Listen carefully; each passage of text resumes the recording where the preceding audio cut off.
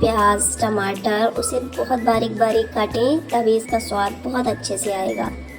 लहसुन को काटने के बाद मैंने यहाँ प्याज लिया है, इसको भी हम छोटा छोटा बारीक काट लेंगे, ये देखिए।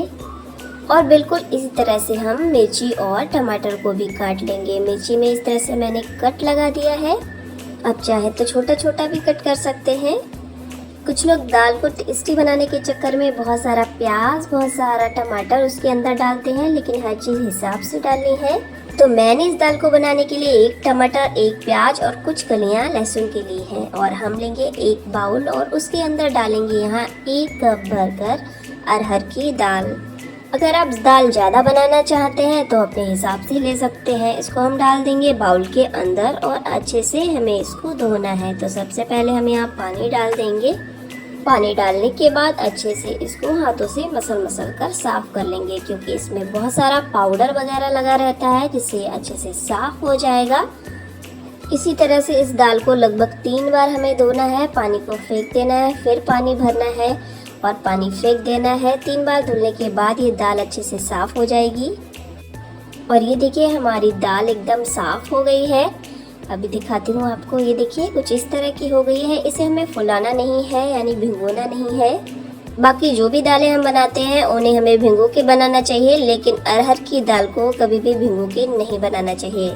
अब हमने एक कुकर लिया है, उसमें हम डालेंगे लगभग 1 चम्मच के करीब देसी घी। आप चाहे तो रिफाइंड ऑयल भी डाल सकते हैं। 1 इलायची को मैंने इस तरह से तोड़ लिया है, इसको हम डाल देते हैं। और यहाँ पे मैंने लिया है 4 काली मिर्च के दाने। ये देखिए खड़े मसाले का यूज़ कर रही हूँ, पिसा मसाला हमें नहीं चाहिए। 2 लौंग ली है मैंने, इसको भी डाल देते हैं। और अब इसके अंदर जाएगा हमने जो प्याज कट करके रखा है उसको हम डाल देंगे। और अब हम डाल देंगे टमाटर। टमाटर को डालने के बाद जो हमारा लहसुन की कलियाँ जिन्हें हमने बारीक काटा था वो बची हैं, मिर्ची बची हैं, इसका यूज़ हम बाद में करने वाले हैं। अब सबसे पहले इसके अंदर जाएगा स्वाद के अनुसार नमक। जैसा भी आप नमक खाना पसंद करते हो वैसा कम ज़्यादा कर सकते हैं। और अब मैं कलर के लिए यहाँ पे डाल रही हूँ हल्दी। तो आधा चम्मच मैंने हल्दी पाउडर लिया है, इसको डाल देते हैं। आधा चम्मच के करीब मैंने यहाँ पे लाल मिर्ची का पाउडर लिया है, इसको हम डाल देंगे। तीखा वाला लाल मिर्च है। और आधा चम्मच के करीब मैंने यहाँ पे लिया है धनिया पाउडर, इसको भी हम डाल देते हैं। बहुत अच्छी दाल हमारी बनने वाली है यहाँ पे। और अब हम इसमें डालेंगे हमारी अरहर की दाल, और सारी अरहर की दाल को हम डाल देते हैं। तो अरहर की दाल को हमने बिना भिगोए इसलिए लिया है, अगर हम इसको भिगो के लेते तो इसका सारा दाना जो है घुट जाता, एकदम ये पतली दाल बनके तैयार हो जाती, यानी घुटी हुई दाल बनके तैयार होती। इस तरह से इसका जो दाना है बिल्कुल अलग अलग रहेगा। और अरहर की दाल खाने में तभी अच्छी लगती है जब वो अच्छी तरह से बन गई हो, पर उसका दाना बिल्कुल अलग अलग हो। और एक बार इन सारी चीज़ों को अच्छे से हम मिक्स कर लेंगे। अभी आपको समझ नहीं आ रहा होगा कि आखिर इस दाल के अंदर ये चल क्या रहा है, ये आखिर हो क्या रहा है इस दाल के अंदर। तो चिंता मत कीजिए, जब आपका कुकर खुलेगा तो आप खुद जान जाएंगे कि ये सब हमने क्यों किया है। और अब उसी कप से नाप कर मैं यहाँ पे लगा रही हूँ पानी। तो सबसे पहले हम इसमें डाल देंगे 1 कप भरकर पानी। तो इस दाल के हिसाब से मैं यहाँ पे 4 कप पानी डाल रही हूँ। आप अगर पतली दाल खाते हैं तो 1 कप फालतू पानी डाल लीजिए, और कुछ लोग गाढ़ी दाल खाना चाहते हैं तो आप यहाँ पे 1 कप पानी कम डालिए। अच्छे से मिक्स कर देंगे। इस तरह से आपकी दाल ना पतली बनेगी और ना गाढ़ी। और चलिए अब हम इसका ढक्कन भी लगा लेते हैं। अब आप सोच रहे हैं उल्टा ढक्कन कौन लगाता है, तो चिंता मत कीजिए, उल्टा ढक्कन नहीं लगा रही हूँ। हाथों पे थोड़ा सा चिकनाई लेंगे, तेल घी कुछ भी ले लेंगे और इस तरह से हम इस घी को लगा देंगे।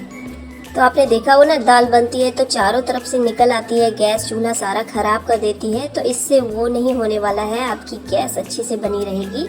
मतलब जब दाल बनेगी तो आपका गैस चूल्हा खराब नहीं होगा, साथ ही कुकर भी खराब नहीं होगा। ढक्कन मैंने लगा दिया है। चलते हैं गैस की तरफ और इसमें लगाएंगे 2 सीटी।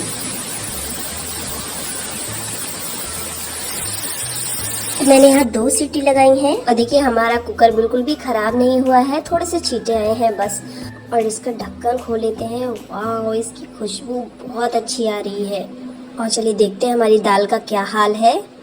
और ये देखिए एकदम परफेक्ट हमारी यहाँ पे दाल बनके तैयार हुई है, ना बहुत ज़्यादा गाढ़ी है ना बहुत ज़्यादा पतली है।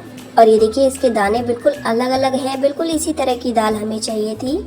इसीलिए मैंने आपसे बोला था कि अरहर की दाल को हमें भिगो के नहीं लेना है। और ये देखिए इसका दाना कैसे अलग अलग है, हाथ से छूने से ये देखिए अच्छे से ये मैश हो जा रहा है, ये देखिए यानी गल गया है अच्छे से।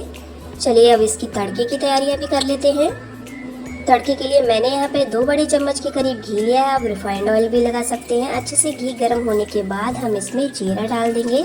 जब हमारा जीरा अच्छे से भुन जाएगा, इसके बाद हम तुरंत यहाँ पे 2 सूखी हुई मिर्ची डाल देंगे। और जैसे ही हमारी मिर्ची कलर छोड़ेगी, यहाँ पर हम डाल देंगे अपना बारीक कटा हुआ लहसुन। ध्यान रहे लहसुन को हमें हल्का ही पकाना है, बहुत ज़्यादा जब हम लहसुन को पका लेते हैं तो कड़वाहट छोड़ने लगता है। जैसे ही लहसुन हल्का भुनेगा, हम इसके अंदर डालेंगे कटी हुई हरी मिर्च, जो हमने चीरा लगा के रखी थी ना, वही हरी मिर्ची है ये। और अब इसके अंदर जाने वाला है यहाँ पे हींग, क्योंकि हींग के बिना इसका तड़का ही अधूरा है। अरहर की दाल में हींग का तड़का बहुत अच्छा लगता है। और अब हम यहाँ पे थोड़ा सा धनिया का पत्ता डाल देंगे और बिल्कुल थोड़ा सा हम यहाँ पे इसको भून लेंगे। गैस को हमें बंद कर देना है और अच्छे से इसको एक बार चला लेते हैं। हमारा तड़का तैयार है। चलिए अब हम इसे अपनी दाल में लगाते हैं और ये लीजिए लग गया हमारा यहाँ स्पेशल तड़का। क्या करेंगे, इसको ढक देंगे। इस धुएं से ही हमारी दाल में बहुत ही अच्छे तड़के वाली खुशबू आएगी। 1 मिनट के लिए ऐसे ही ढक के छोड़ देंगे और 1 मिनट के बाद हम कुकर का ढक्कन हटा देंगे और ये देखिए हमारी स्पेशल दाल तैयार है।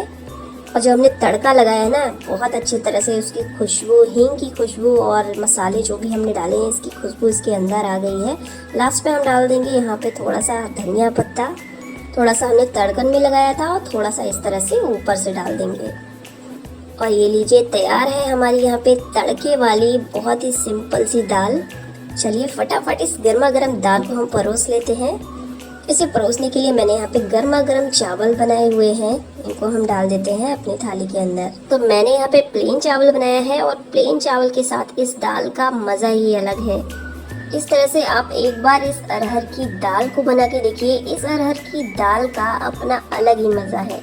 थोड़ा सा घी भी डाल लेते हैं, इससे इसका स्वाद और बढ़ जाएगा। और यहाँ चटपटा तीखा अचार रख देंगे, यहाँ पे थोड़ा सा कटा हुआ प्याज। इस सादा सी दाल का अपना खुद का एक बहुत बढ़िया टेस्ट आता है। और जो दाल हमने सोख नहीं करी थी ना, उससे दाना हमेशा हल्का सा खड़ा रहेगा, यानी वो पूरी तरह से मैश नहीं होगा। और इस दाल में जो खुशबू आ रही है ना, मैं आपको बता नहीं सकती, इतनी अच्छी खुशबू आ रही है। मतलब जब आप इसको खाएंगे तो आपको मज़ा आ जाएगा। और चावल बने हो सादा और उसके साथ इस दाल का कॉम्बिनेशन बहुत ही गजब का आता है। काश इस टेस्टी से दाल को आपको मैं टेस्ट करा पाती। बहुत ही ज़्यादा टेस्टी बनी है और खुशबू बहुत अच्छी आ रही है। कैसी लगी आपको ये सिंपल सी अरहर की दाल की रेसिपी? कमेंट करके ज़रूर बताइएगा। पसंद आई हो तो लाइक शेयर ज़रूर कर दीजिएगा।